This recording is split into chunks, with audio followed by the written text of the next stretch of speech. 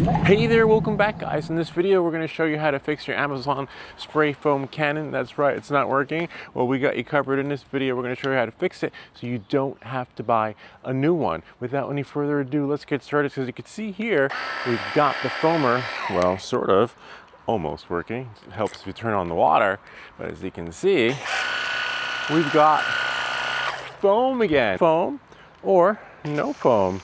You decide. The choice is yours. So we're going to show you how to fix it so you don't have to buy a new one. Come. This is the Amazon foamer right here. As you can see, what you want to do is remove this nozzle right there, put it like that, or just take it out so that you don't have to worry about it falling back into the bottle.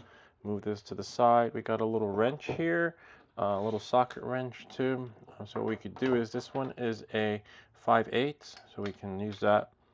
And it's a little tight, but we'll unscrew it. Once it unscrews, we should be able to remove it by turning it. There we go. It should come right out. No clog in there. And this one comes off too. Unscrew that. This washer is pretty good. I don't think it'll ever need to be replaced, but you never know. There's a little kit I'll leave in the description for that. Now we'll use the screwdriver to unscrew this right here inside. See that in there? Unscrew this. No clog in there. You could use a pin to try and remove any remnants that might be in there. The pin should seat all the way through. See it? But nothing. No clog in there. Watch, don't prick yourself. And then now, most likely we'll have to remove that right there, and that's where the socket wrench comes in handy.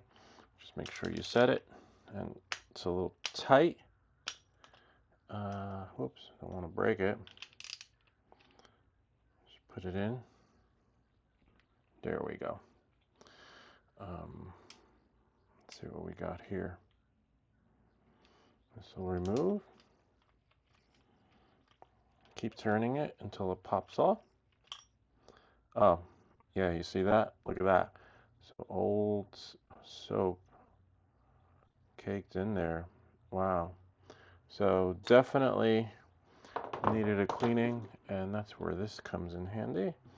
Right here, because whatever's left in there is definitely going to cause it to clog. Could use a Q-tip to get that out, and it looks like it's pretty good. Could use a paper towel or a Q-tip to remove everything else in there. Looks like more came out, and that is it. You could check the other nozzle, the top part, but it looks pretty good. And everything else hopefully should be good to go. Hopefully it's not clogged in there. Now we can assemble it and put it back together. Here's this one here. Nothing in there, so you could see right through perfectly. So that's not clogged. So careful putting this one back in. Wonder if this is replaceable. So now we can do that. Turn that by hand, and then use our little socket wrench right here. If it lets us put it in, we'll just keep turning it until it's really tight. Yep, there we go. It's pretty tight. Now we're just going to tighten it. It's pretty tight. Okay. And then now we're going to put this one back in. This one looks pretty good too. Just seat it in. Use the screwdriver.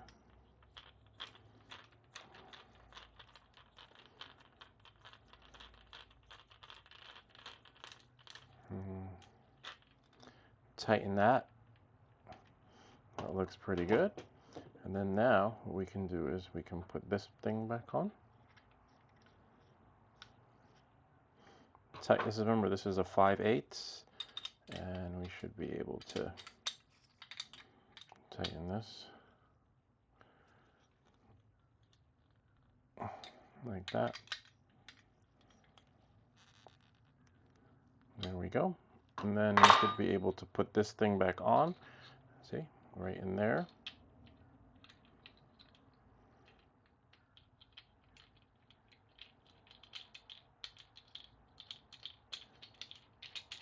Turn it. Once you turn it, now we can turn this bottom part with our 5/8.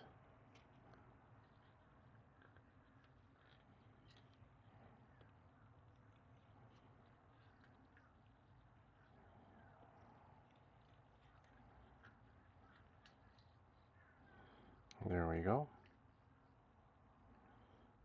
Until it's completely flush. Voila. And now this should turn. See? Turn it positive and turn it minus, or whichever way is which. So that's still working. And now we are golden. This thing turns, most likely we'll put it like that.